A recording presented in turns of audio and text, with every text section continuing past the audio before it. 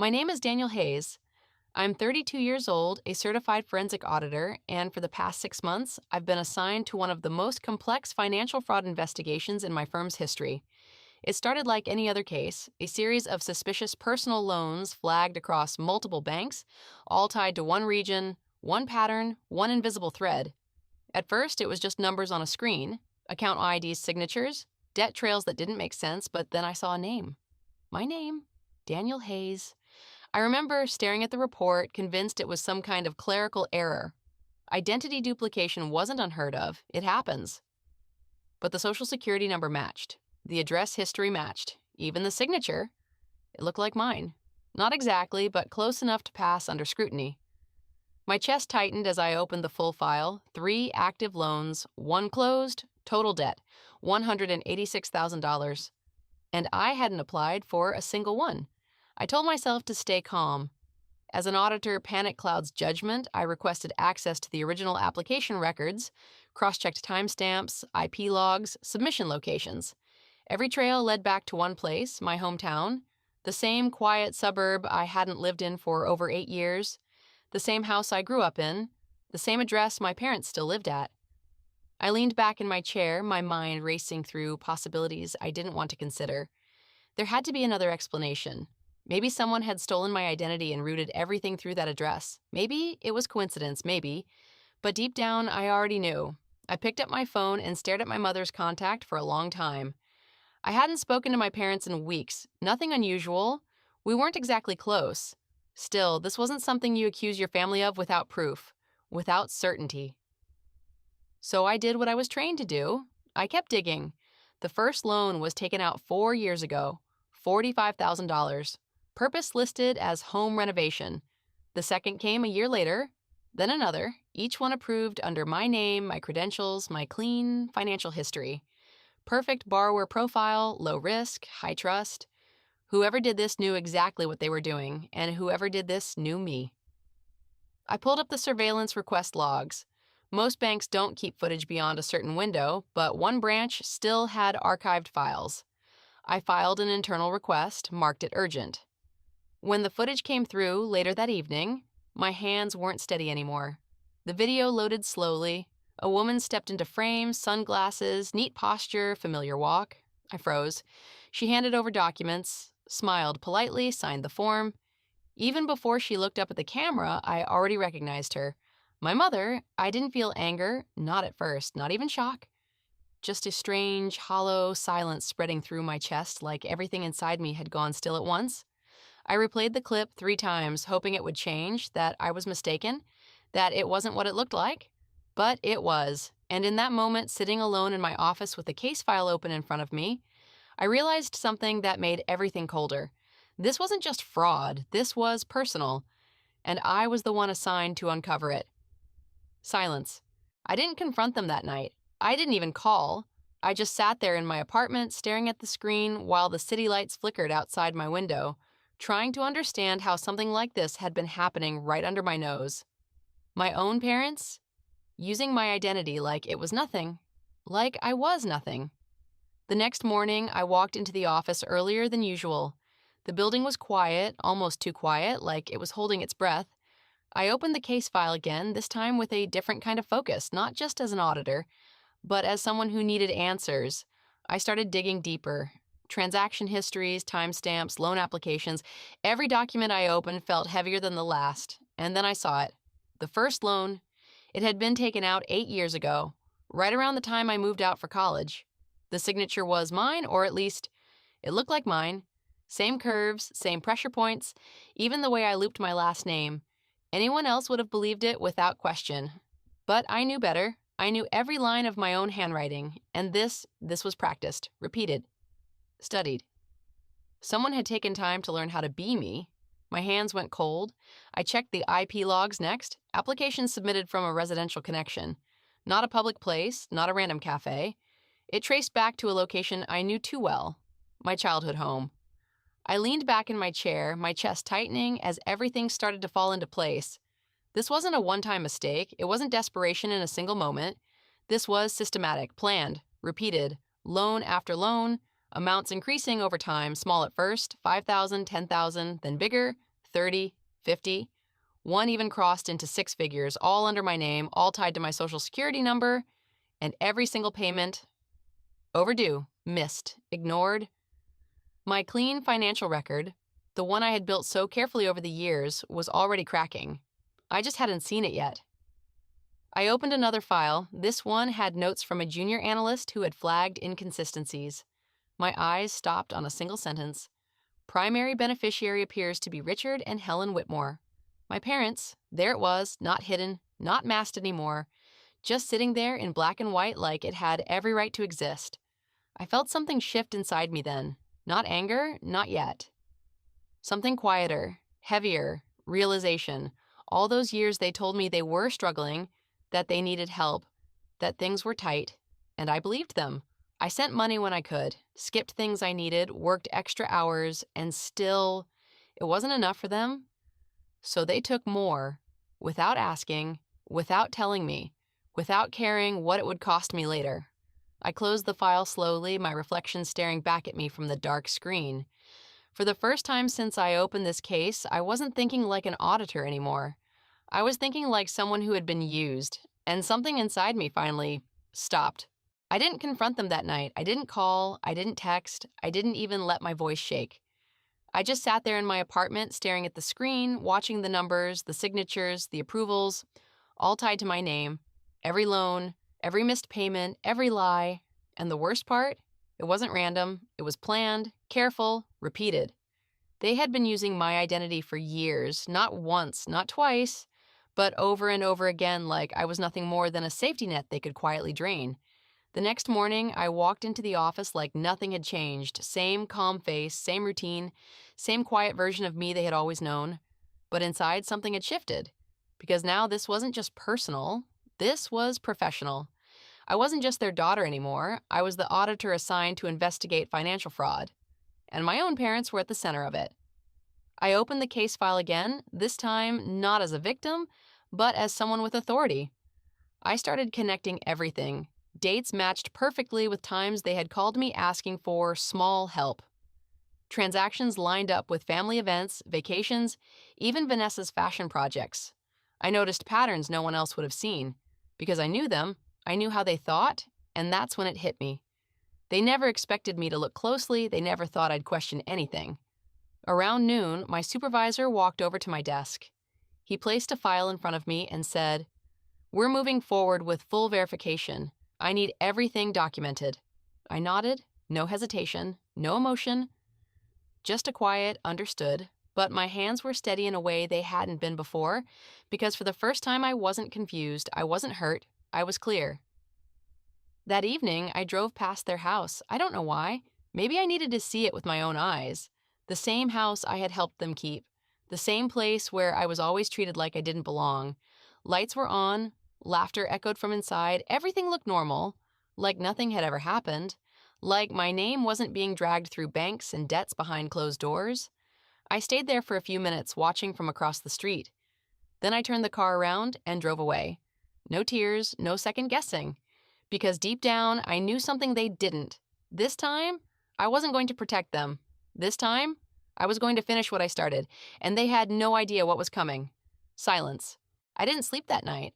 Not because of fear, but because something inside me had finally settled into place. For years, I had been chasing answers, trying to understand how things got this far. But now I wasn't confused anymore. I knew exactly what they had done, and I knew exactly what I had to do next. The next morning, I walked into the office earlier than usual. The building was quiet, almost empty. The kind of silence that makes every step echo. I sat at my desk, opened the secured audit folder, and stared at the evidence one more time.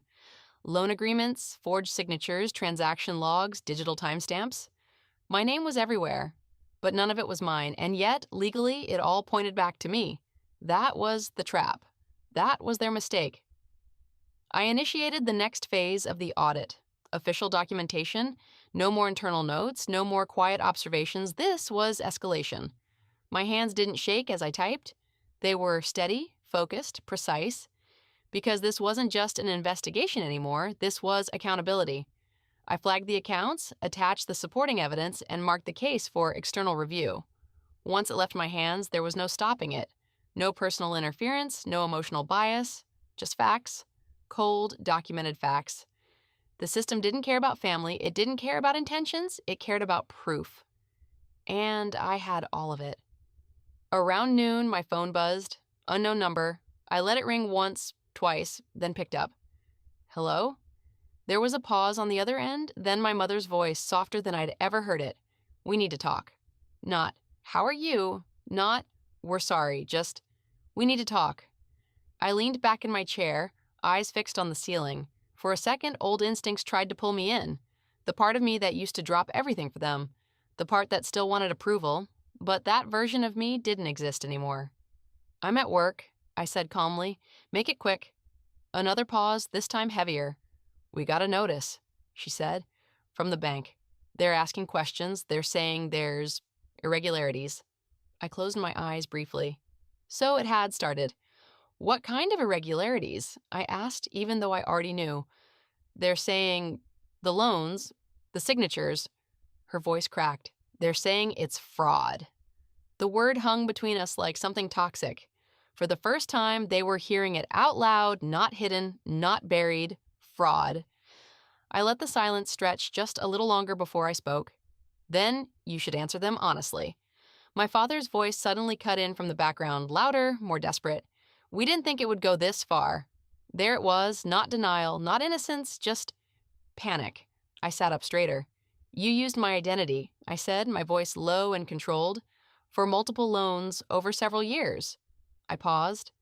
How far did you think it would go? Neither of them answered. I could hear breathing, uneven, nervous.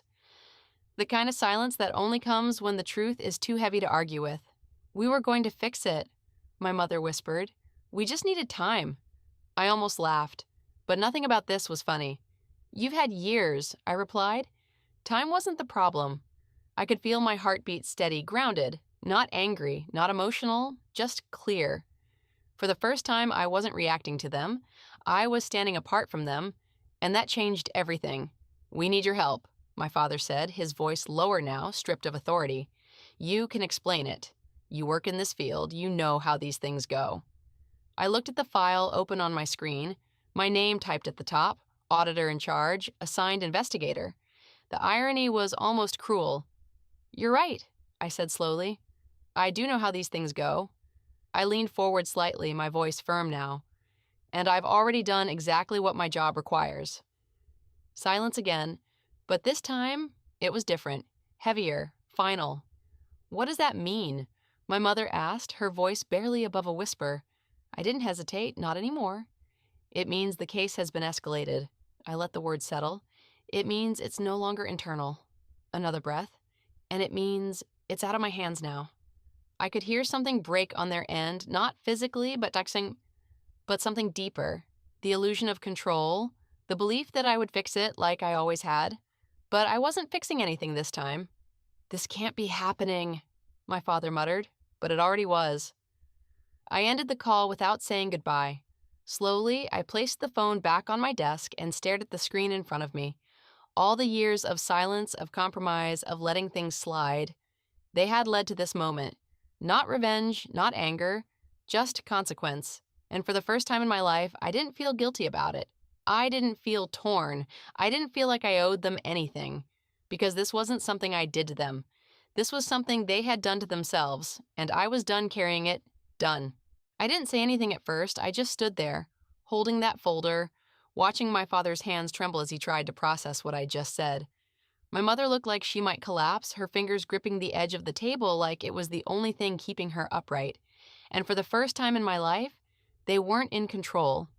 I don't understand, my dad finally said, his voice barely above a whisper. What audit? What are you talking about? I opened the folder slowly, deliberately, letting the silence stretch just a little longer. For the past 6 months, I said, my tone steady, almost detached, I've been leading an internal audit on fraudulent loan activities tied to multiple accounts. I looked directly at him. Accounts opened under my name. My mother shook her head immediately, too quickly. No, that's not. There must be some mistake. We would never. Never what? I cut in, not raising my voice, but making sure every word landed. Never use my identity. Never sign my name. Never take out loans I never approved. I slid the first document across the table. $85,000 personal loan, opened 3 years ago, signature forged. Another one, $42,000 line of credit, defaulted last year, collections already initiated. And then the third, 2 smaller loans, different banks, same pattern, same IP address used to submit the applications. My father's face went pale, not confused, not surprised, pale, because he understood. You tracked all of this? He asked, his voice cracking. I didn't have to track it, I said quietly. It came to me, that's my job. The room went completely still. My mother's lips parted like she wanted to say something, to explain, to justify, but nothing came out. No excuse, no denial that made sense anymore. You said you were just helping your sister, I continued, my eyes still on my father. That things were tight, that you'd fix it. I was going to, he said quickly, almost desperately. I just needed time. 3 years? I asked. 4? He didn't answer, because there was no answer. I leaned back slightly, exhaling for the first time since I walked in. You didn't just take money, I said. You took my identity, my credit, my future. My voice softened, but it didn't lose its edge. And you did it knowing I would never check, because you trained me not to question you. That hit. I saw it in the way my mother's shoulders dropped, in the way my father couldn't look at me anymore. For years, I had been the one who trusted, the one who believed, the one who stayed silent. But not anymore. There's an official report being filed, I added, my tone returning to that calm, professional distance. Everything is documented, every transaction, every login, every signature. My mother let out a small, broken sound. Are you going to turn us in? That question hung in the air like a final test. I looked at both of them, really looked, not as my parents, but as 2 people who made a choice. I didn't come here for revenge, I said slowly. I came here because you deserve to know what's coming. My father finally met my eyes again, and there was something there I had never seen before. Fear, real, undeniable fear. What happens now? He asked. I closed the folder. That depends, I said quietly, on whether you decide to tell the truth before someone else does. No one spoke after that. No excuses, no yelling, no denial. Just the sound of 3 people sitting in a room where everything had finally been exposed. And for the first time in my life, I wasn't the one breaking. They were. Silence. I thought the story had already reached its end. The loans were exposed, the accounts frozen, and my parents were now facing consequences they never imagined. But what I didn't expect was how quiet everything became after the storm. A week after the final audit report was submitted, I got a call from the agency. My supervisor's voice was calm, almost too calm. He told me the case had officially been escalated to legal prosecution. Multiple counts of fraud, identity misuse, and financial deception. My parents weren't just dealing with penalties anymore. They were facing real charges. That night, I sat alone in my apartment, staring at my phone. For years, I had imagined this moment, the moment when everything would come to light, when the truth would finally be seen. I thought I'd feel powerful, vindicated, maybe even relieved, but all I felt was empty. Because the truth is, exposing them didn't erase what they did to me. It didn't undo the years of manipulation, the silent guilt, the pressure to always help the family. It just made it real, permanent. A few days later, I received a letter, not a call, not a message, a letter. It was from my father, short, uneven handwriting, like he didn't know where to begin. We never thought it would go this far. We thought you'd understand. We thought you'd cover for us like you always did. I stopped reading there, because that was the moment everything finally clicked. They weren't sorry for what they did. They were sorry I stopped protecting them. And for the first time in my life, I didn't feel the need to respond. No explanations, no forgiveness, no closure conversation, just silence. I folded the letter, placed it back in the envelope, and put it away without another thought. Some endings don't need words, some truths don't need to be repeated. And some people don't change no matter how much you hope they will. The investigation closed a month later. I was reassigned to a new case, a new city, a completely different life. No one there knew my past. No one saw me as the daughter who would fix everything. For the first time, I wasn't carrying anyone else's weight. I wasn't covering for anyone. I wasn't being used. I was just free. And maybe that's what this was always about. Not revenge, not justice, but finally choosing myself. I didn't lose my family that day. I lost the illusion of one. And strangely, that hurt less than living a lie. So I walked away, not looking back, not waiting for apologies, not hoping for change, because some doors aren't meant to be closed slowly. Some need to be shut completely. Silence.